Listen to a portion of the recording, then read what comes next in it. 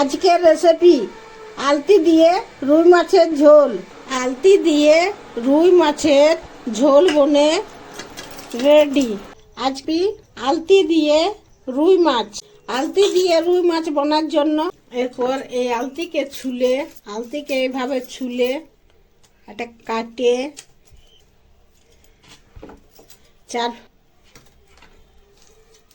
চার ফাড়া করে কাটে নিয়ে ধুয়ে নিয়ে কাটলে এটা খুব স্লিপ হবে। কাটে আর ধুয়ে নেব, জল দিয়ে নুন আর হলুদ দিয়ে এই যে 80% সিদ্ধ করে নিয়ে আর তুলে নিব। এই যে মাছকে ধুয়ে পরিষ্কার করে নিয়ে নুন আর হলুদ দিয়ে মাখিয়ে নিয়ে কড়াইয়ে সরষে তেল গরম করে কালো জিরা ফোড়ন দিয়ে মাছগুলা ভেজে নিব। মাছগুলা পাল্টি করে দুদিকে লাল লাল করে ভেজে নিয়ে আর তুলে নিয়ে ওই তেলেই সিদ্ধ করে রাখা আলতিটা ভেজে নিব। আলতিগুলা ভাজা হয়ে গেছে, এরপরে তুলে নিব।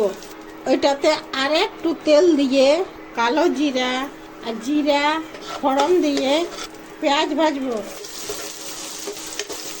পেঁয়াজ ভাজা হয়ে গেছে, এরপরে আদা রসুন বাটা হাফ চামচ, কাঁচা লঙ্কা নিজের ঝাল অনুযায়ী, জিরা গোলকি আর ধনিয়া বাটা 1 চামচ, দারচিনি বাটা হাফ চামচ, বাটা মশলার জলটা হলুদ দিয়ে আর মশলাটাকে ভাজে নিয়ে, মশলা ভাজা হয়ে গেছে, মশলার থেকে তেল ছেড়ে দিয়েছে, এরপরে জল দিয়ে ভাজে রাখা মাছগুলা দিয়ে আর এই যে ভাজা আলতিগুলা দিয়ে ঘরে ড্রাই রোস্ট করে রাখা মশলা হাফ চামচ দিয়ে আর ঢাকুন দিয়ে 5 মিনিট ফুটাই নেব।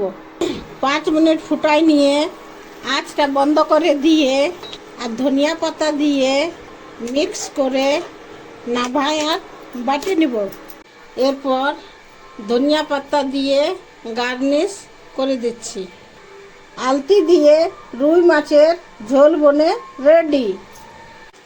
রুটির সঙ্গে আলতি দিয়ে মাছের ঝোল আর রুটি খেতে দারুণ হয়েছে। নুন দিতে ভুলে গেছি, উপর থেকে একটু নুন দিয়ে দিচ্ছি। রান্না করেছি দারুণ স্বাদের, আর নুন দিতেই ভুলে গেছি। আলতি দিয়ে রুই মাছের ঝোল খেতে দারুণ টেস্টি হয়েছে, দারুণ অসাধারণ রেসিপি।